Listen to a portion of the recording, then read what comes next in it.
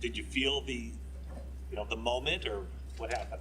Honestly, the ball was a little wet. It was raining at the time, and it just got away from me. But yeah, it wasn't anything in terms of the game, or it was just the ball was wet, slipped. I was trying to rip it to Debo, and I was just mad that I couldn't get it to him. So. How important is that second pass where you hit Brandon to kind of get into the rhythm then? Yeah, I mean, it's very important. Obviously, had missed one right before that, so to get the ball to BA, have him make a play, and just create some momentum was huge for us, huge for myself. As a quarterback, you want to start the game off with some completions and just get into a rhythm. And so it was huge for myself. It was huge for the team. Did it feel different? Go ahead, Ann. Did it feel different because it was a playoff game? I mean, there was some emotion going into the game. You could just feel it, in the environment with the fans and our teammates. Man, this is win or go home. And so, you did feel that. I feel like pregame and whatnot. But once the game started, it was all, hey, it's 11 on 11. I got to do my job. I got to get it to the guys when they're in space and go from there. But, we didn't make it more than what it was. You could feel it in the first half in terms of, Seattle's playing really good football.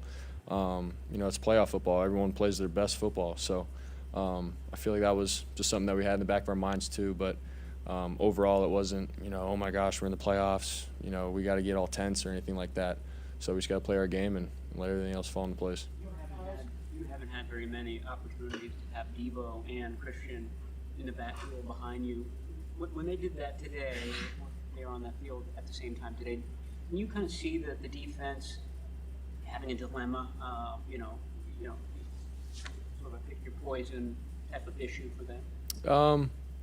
I mean, yeah, I think obviously it's hard for a defense to stop that when you got both guys coming out of the backfield any which way or doing all these exotic things that we do. But I thought that, honestly, credit to Seattle. They did a good job, I think, on third downs and everything like that. In terms of playing man, they had great coverage. I feel like they had a good plan in terms of how to stopping our guys out of the backfield with Christian and Debo. But at the same time, once we did get the ball and they made plays, then we did exactly that. Our guys made plays in space, and so it's going to be a challenge moving forward.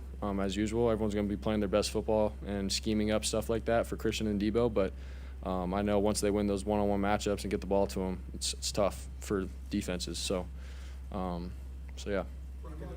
In the first half, you were able to move the ball well, but couldn't get into the end zone or have trouble finishing drives. Why were you able to turn that around in the second half?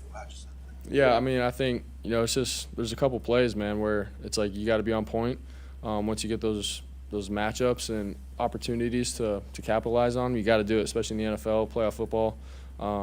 And so that's, I put that on myself. There's some plays where I should have put the ball up, give Georgia a one-on-one shot and instead of taking a sack. Some plays like that where I got to be better. And so coming into the halftime, Kyle just was straight up and was like, hey, man, you got – plays are there. The opportunities are there. We just got to keep it simple and get it to the guys. And so we knew what our plan was coming out of halftime into the second half, and I thought we just executed everything, and we finished drives where we didn't do the stalling. We didn't overthink things in the second half. You moved around a lot today, but after when you roll left, roll right, you get it to Elijah in the open flat there. You really looked as excited as I've seen you.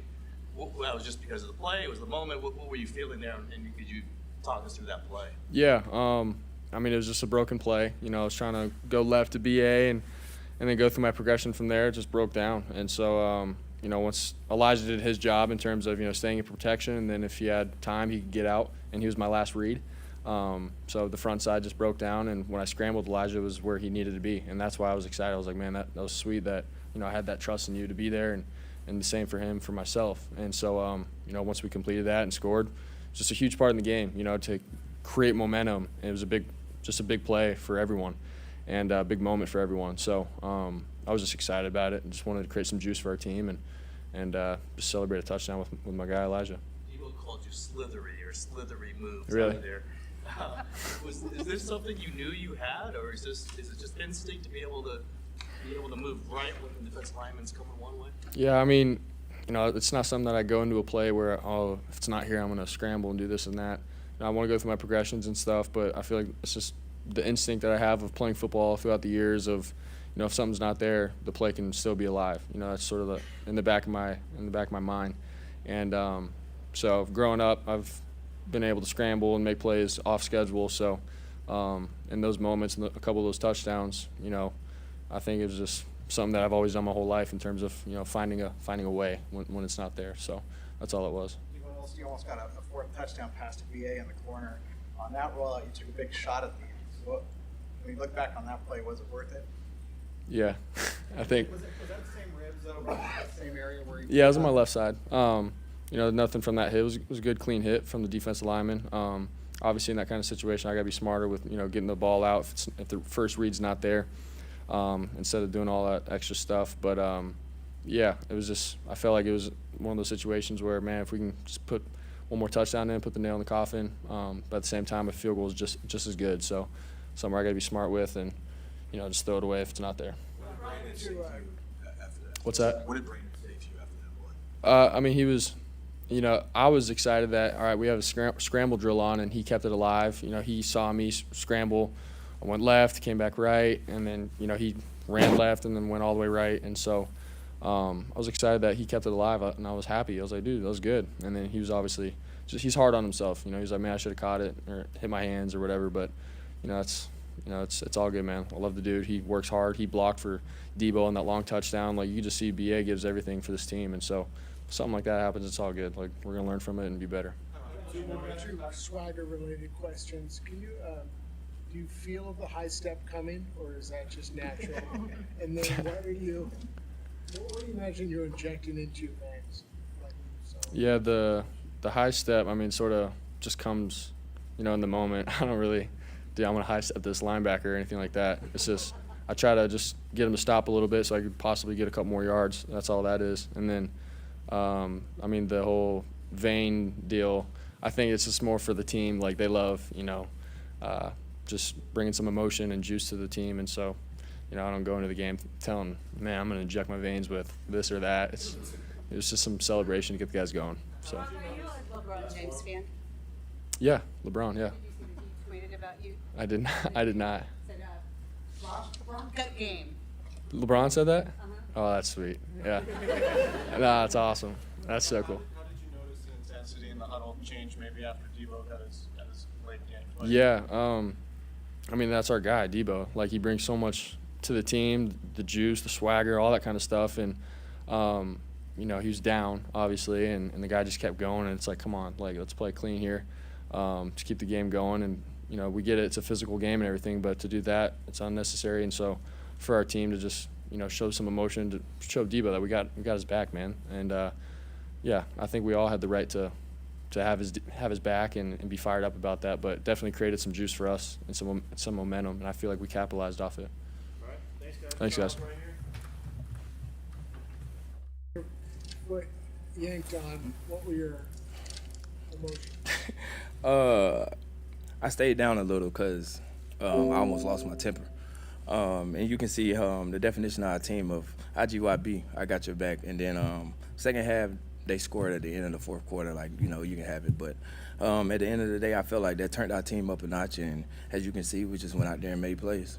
Are you saying that you pretty much needed that time to get yourself under? Yeah, 100%. It hurt for sure, but in my mind, I was about to lose it. But I just kept calm, and just seeing how Cal came off the sideline is true definition of our team. Can you walk us through your touchdown, and did you get a good look at what Brandon was doing downfield? Oh, yeah. I seen Brandon once I came around, and I seen the safety up top. And I wanted him to think I was going to go that way when I know Brandon's going to seal the sideline for me, and he did a great job, and I just ran off his block. Sense any nerves from Brock in his first playoff start, and how do you think he played?